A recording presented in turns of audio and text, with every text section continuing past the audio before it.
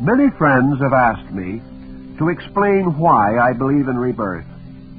For some reason it occurred to me when I was only 5 or 6 years old to contemplate with the slender resources available at that time the nature of my own existence.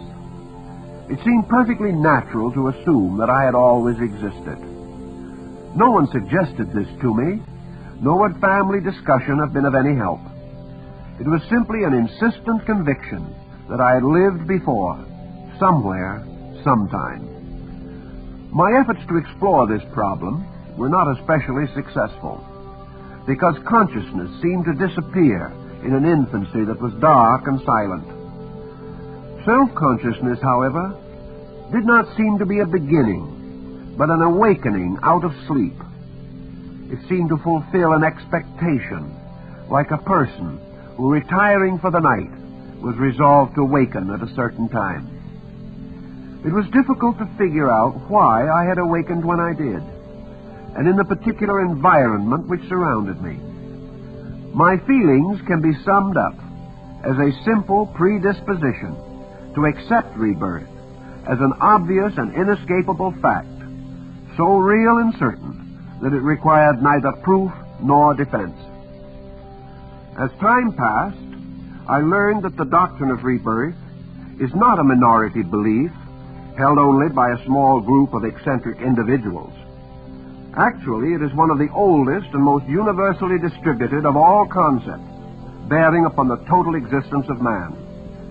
It is held in common by members of every race and all levels of culture, from the savage to the sage. There is no reason to apologize because we are interested in a doctrine that has flourished for thousands of years, was publicly taught by Gautama Buddha, and stoutly defended by Pythagoras, Socrates, and Plato. Nor is it an old belief long outgrown, for in this time, our 20th century, nearly 1/2 the population of the world accepts the law of rebirth in some form or to some degree, and this number is constantly increasing. Such statistics in no way prove rebirth to be true, but they do indicate that it is a major religious and philosophical conviction, entitled to as much consideration and respect as any other teaching relating to the origin and destiny of man. In this little talk, we shall devote no further time to the weighing of historical evidence, or an attempt to prove our point by reference to tradition or authority. My own beliefs are not based upon the fashions of any age, the opinions of the learned, or the teachings of the venerated. I would hold it a sacred right to agree or disagree with anyone, past or present. To me, the only valid foundation for conviction is such personal insight as I may possess, and such experience as has arisen, by which this insight is tested through applications. We must all believe in something, and even unbelief is only a negative kind of believing. Unfortunately, there is no way to prove spiritual truths to universal satisfaction. If then, for my own well-being, I must build my internal life upon some concept, I can choose such a concept as seems most suitable to my requirements, best calculated to contribute to a full and useful life, and in closest conformity with my highest ethical and moral convictions. The belief in rebirth has met this need in myself, and experience has shown me beyond doubt that it has helped countless persons to build a more gracious and intelligent way of life. At this point, it might be well to define our subject. The doctrine of rebirth affirms that man, as a rational being, is not identical with the body that he inhabits, that he has an eternal existence apart from body, and that in the course of personal growth he is born many times into the physical world.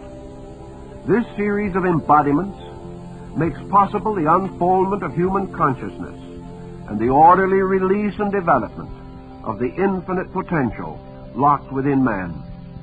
At any given time, therefore, man is the sum of his own past achievements. He must meet and face the present requirements of growth, and he is the architect of his own future. There can be nothing more useful or necessary to the individual than a basic philosophy for living, and codes of conduct are usually founded in religious convictions. Let us consider, then, our definition of rebirth in the light of those spiritual concepts which we have long held sacred. As a student of comparative religion, it seems to me that there are three essential doctrines which all enlightened religions hold in common. The first of these affirms that there is a supreme power or principle at the root of existence, which we usually call God, and that this absolute being, this source of life, is responsible for the unfoldment of creation. The law of rebirth assumes the reality of such a superior and infinite being, and demonstrates how this being attains its purposes in a lawful and understandable manner. The second essential doctrine of religion is the immortality of the human soul.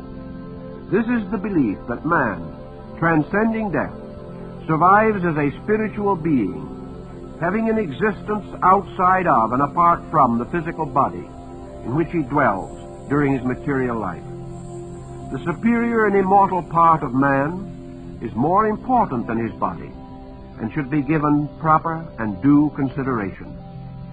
This implies that the attributes of the soul bearing upon character, morality, and ethics should be perpetually cultivated as indispensable to the growth and security of the immortal person within the mortal body. The law of rebirth affirms all this to be true. It points out, however, that the actual perfection of man cannot be accomplished in one lifetime, but is possible only through a succession of embodiments or incarnations. The third basic article of faith is the ultimate victory of good over evil. God, or the divine principle, is sovereign wisdom and supreme good, and all the works of deity must therefore be wisely and eternally benevolent. To compromise this conviction is to compromise God. But it is not always possible for man, with limited vision and understanding, to prove to his own internal satisfaction and contentment that the conditions through which he passes, with their uncertainties and tribulations, are in harmony with the will of an all-loving Creator. The law of rebirth gives the thoughtful person a larger perspective on life, provides him with better insight into the long-range workings of cause and effect, and thus strengthens his faith in both God and himself. Man may not see the beginnings or ends of the patterns affecting him, but sustained by the doctrine of rebirth, he can envision a sensible way of life in which all things work together for ultimate good. There is nothing in the doctrine of rebirth that conflicts with man's basic conclusions on the level of philosophy. On the side of practical living, rebirth strongly supports the highest ethical and moral precepts taught by enlightened philosophical systems. Nor does rebirth conflict with the abstract speculations of the learned as these relate to the universal state of man. It seems to me that the conflict is simply between idealism and materialism. Idealistic philosophical systems either sustain rebirth or find it compatible. Materialistic thinkers just ignore rebirth, but have no comprehensive concept to offer in its place. Rebirth cannot be incompatible with science, as now defined, because it deals with a level of ideas essentially outside the province of science, and about which science has advanced no certain or conclusive evidence. Psychology, an art which is assuming scientific status, has taken the attitude that the mystery of man's inner life is solvable, and is gradually but surely differentiating between the person and the body which he inhabits. In view of these present trends, it is quite possible that the next important scientific discovery will bear upon the continuity of consciousness after death and apart from the physical organism. Certainly, evidence is accumulating which sustains rather than refutes the teachings of rebirth. To me, therefore, this doctrine is especially valuable because it does not force me to accept anything that appears unreasonable in any branch of learning, nor does it require that I reject the advantages of knowledge or the benefits of progress in religion, philosophy, or science. It places no arbitrary limitations upon the future unfoldment of learning, for it encourages advancement in every field. It is suitable to all degrees of scholarship, being as useful and inspiring to the uneducated as to the educated. Unlike many popular concepts, it cannot be quickly outgrown or come into conflict with new discoveries. Rather, it encourages reflection and rescues my thinking from the conflicts of dogmas and the clash of creeds. Years of intimate contact with persons and their problems have convinced me that we all share in common doubts, fears, and uncertainties, and that these negative pressures frequently lead to a general attitude of futility. Troubled human beings are often impelled to ask, why are we here? Why should we suffer? And why should we have faith in anything? It seems to me that the law of rebirth, with its simple, positive statement of man's essential purpose, is the only doctrine that answers all such questions reasonably and adequately. According to the teaching of rebirth, we are all here to grow and to learn. Self-improvement is possible to everyone, and if we build our philosophy of life around the willingness to grow cheerfully and wisely, we resolve most of our doubts concerning providence. We are not here merely to succeed on the physical plane. We are here to succeed totally, which means that we must improve as persons, seeking richer internal values, deeper understanding, and a better orientation to the universal plan. By this concept, daily experience becomes a constant invitation to learning, as this relates to self-knowledge and to the knowledge of all other things. The whole world is, then, like the traditional little red schoolhouse, and we are all students, willing or unwilling, learning our ABCs in the University of Life. In the material world, education is recognized as a progressive procedure. The student graduates only after he has successfully advanced his various studies, passed his examinations, and proved his proficiency. By this process, it requires nearly 20 years to prepare the average child for a trade or profession, and much of his nature has remained uncultivated. It is also obvious that his internal life has been almost totally neglected. Accepting these evident facts, is it conceivable that man can attain complete spiritual maturity as a citizen of the universe in any single lifetime, regardless of ability or sincerity? Man is eternal, learning is eternal, and the doctrine of rebirth provides the individual with conditions favorable for the final attainment of true wisdom and understanding. According to this doctrine, immediate success may not be likely, but ultimate failure is impossible. We live in a universe of infinite opportunity. We advance in the school of life according to ability and inclination, moved forward by the gentle but insistent proddings of the greatest of all teachers, the law of necessity. When we realize that we all come into this world to increase understanding through experience, problems of human relationships are simplified. Associations become important because they bring ever-increasing opportunities for understanding, tolerance, and mutual improvement. We grow and mature together through the gracious privilege of sharing. Thus we come to realize that we can be friendly beings, mutually helpful, gaining a rich and lasting enjoyment from pleasant associations, and not attempting to dominate or possess each other. The school child must adjust his mind to the concept of learning, and when he does this, his lessons become valuable experiences. If he does not adjust, he is simply miserable. It is the same in the school of life. There is nothing in nature that denies man's right to be happy while he learns. There is a real and deep satisfaction when we keep faith with the spirit of growth. It is when we break faith and deny the ever-present good that we open ourselves to misery. If we really desire contentment and peace of mind, we must keep the laws governing our destinies.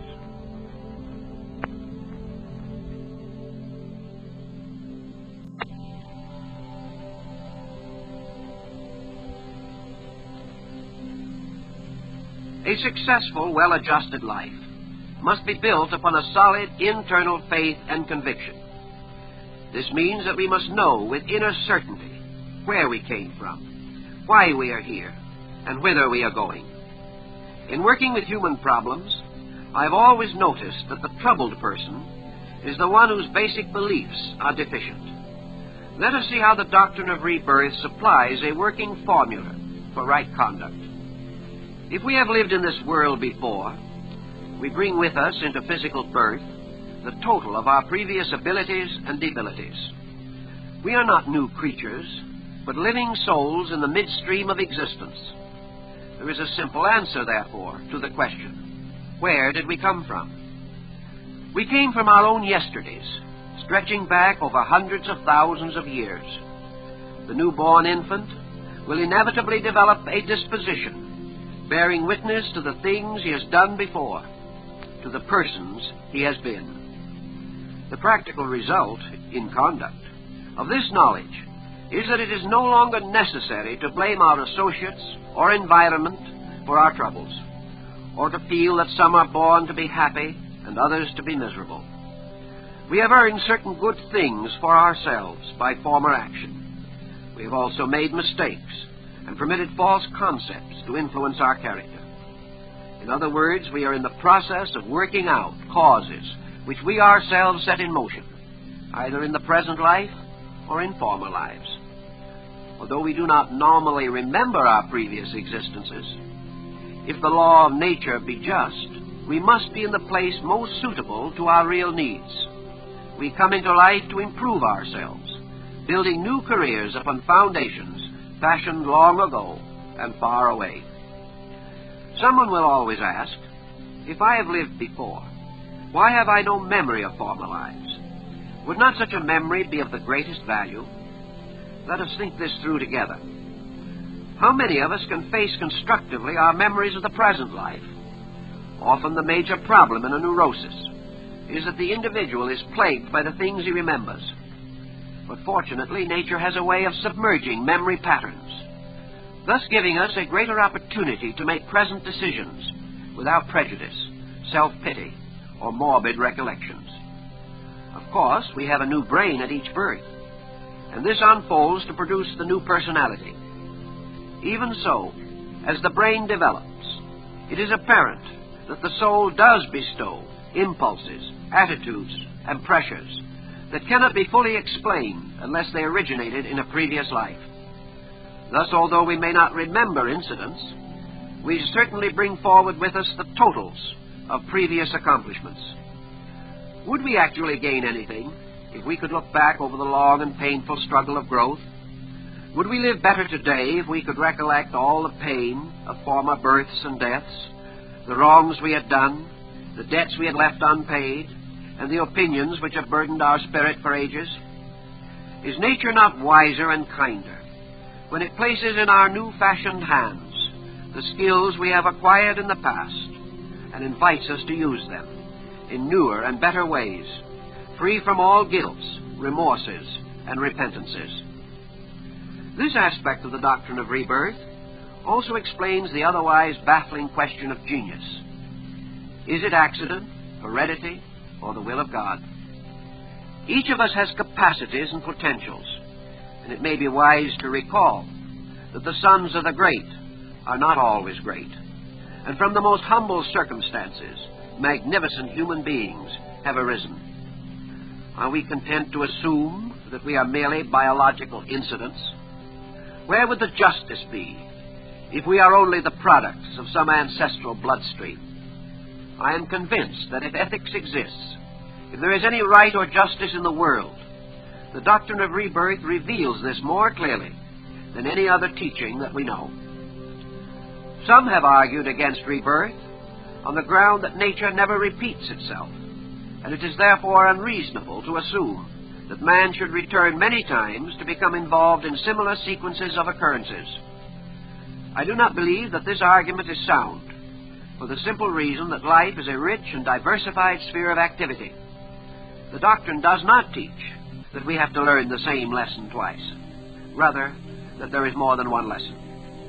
Once we have outgrown a mistake, it is no longer a problem. But there is far more to outgrowing than can possibly be accomplished in a single embodiment. The prospect of reliving a difficult career is not attractive, but rebirth teaches that education is progressive, not repetitive. Problems can exist only in those areas where our abilities are undeveloped or insufficient. Some of us, for example, are no longer troubled with possessiveness, but we are still burdened with fear, or worry, or a bad temper. Recognizing our faults, we correct them, and we are then free from them, and have the gracious opportunity of turning our attention to those phases of our characters which are still troublesome. If we bear in mind that it is the soul or psychic self, and not the body, that is unfolding, and that the permanent records of growth are preserved in the soul, and not the brain, we will appreciate why we are so strongly impelled by our own psychic instincts and intuitions, which make available to us the real picture of our complete selves. If we accept the idea that the conscious soul of man passes from one form to another because of the divine impulse within it to know all things and to achieve all things, it becomes evident why we are here. It is here and now that we must face ourselves and pay the just debts resulting from previous action. To the honest man, this is not a punishment. Our human society decrees that we must meet our obligations. If we borrow money, we must pay it back. If we are improvident, impoverishment is likely to result. If we are unpleasant, we will be lonely and neglected. If we are unkind, we will lose the esteem and respect of our friends. On the more optimistic side, no good deed is without its ultimate reward. What we have earned comes to us, and we have the privilege of planning a constructive destiny, sincerely convinced that we can so live that we deserve greater opportunity and happier circumstances in the future. The doctrine of rebirth, therefore, teaches that life is based upon a merit system, with equality of opportunity, privileges, and responsibility. When we come to know internally that this is true, it gives us a stronger and more lasting faith. There are no longer any accidents. Good and evil are terms to cover our just deserts. Good rewards good, and evil penalizes evil. If we keep the laws governing life, these laws will protect us.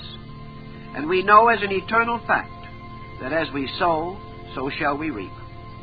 Most of all, we are encouraged to plan a proper destiny, fully knowing that it is in our own power to earn security and peace of mind, and that when we have earned a better condition, nothing can prevent us from enjoying the results. It is evident that this teaching, with its all-embracing pattern, should also solve the riddle of whither we are going. We are moving forward into the future that we are building for ourselves. Tomorrow is based upon the works of today. As we have lived before and live now, so we shall live again. And the transition of death in no way interferes with the journey of the soul. Why should we fear life? Why should we want to escape into some fabled paradise? We may be uncomfortable in our present life, but if we recognize and correct the causes within ourselves, we can face the future with cheerfulness of spirit. If we live well, there is nothing to fear, here or hereafter. If we understand ourselves and our place in the universal plan, we will want to grow. Perhaps the body we inhabit is fatigued with age, but the life in man cannot and will not accept infirmity or death. The wise look forward to new and greater opportunity for progress and service. It is only the tired and disillusioned who are afraid to contemplate rebirth. Weariness is not due to the universal plan through which we are evolving. It is due only to our own ignorance and the negative attitudes we have not conquered. Once the light shines in our own hearts, we love life and realize the blessed privilege of sharing the good things that life bestows. Thus, indeed, death is dissolved in immortality. For many people, old age and the fear of death seem to close forever the door of opportunity. The materialistic attitude toward death has resulted in the widespread belief that life belongs to the young and that it is useless to begin new projects in older years. The doctrine of rebirth changes all this by bestowing the conviction that it is never too late to build for the future or to advance some program for self-improvement. We really have no proof that the death of the body is the end of the individual, but as long as we identify ourselves with our bodies, we will fear any circumstance which will injure or destroy that body. Such fear, whether we realize it or not, destroys the dignity of life, even while we live. Yet actually, man cannot experience death, for he is himself part of life, and he instinctively believes that life cannot die. When we accept rebirth, therefore, we sustain one of the deepest of our internal convictions. Inspired by the realization that we move forward along a path of infinite opportunity, we experience a deep and abiding confidence in the divine plan. When we are freed from negative forebodings by our acceptance of immortality, death is no longer the master of destiny, but the wise and faithful servant of life. The doctrine of rebirth brings a wonderful serenity of spirit into our lives. We realize that we live in a good world with essentially fine people, and we all share together wonderful opportunities for self-improvement. We no longer find it possible to blame others for our own faults or mistakes. Self-improvement remains a constant challenge, but we learn to labor patiently, knowing that competitive procedures which might bring sorrow or misfortune to others are unnecessary. Progress is natural, simple, and inevitable, and whatever time is needed for the perfection of any work is available. Excessive ambition, dissatisfaction, envy, jealousy, all these negative elements lose their power to tyrannize and oppress the soul, for we know that we have the right to earn whatever we need for our own happiness and security. What we deserve will come to us. Our labor is to become more deserving.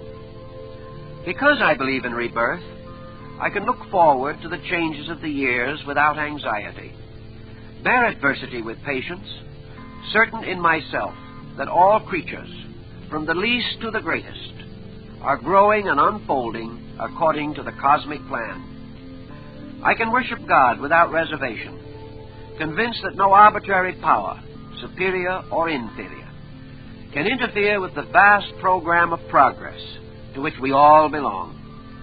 The past bestows experience, the present, numerous valuable lessons, the future, infinite opportunity. I therefore choose to believe in the doctrine of rebirth, because it sustains my veneration for life and reveals to me the loving wisdom of God, the integrity of natural law, and the dignity of the human soul.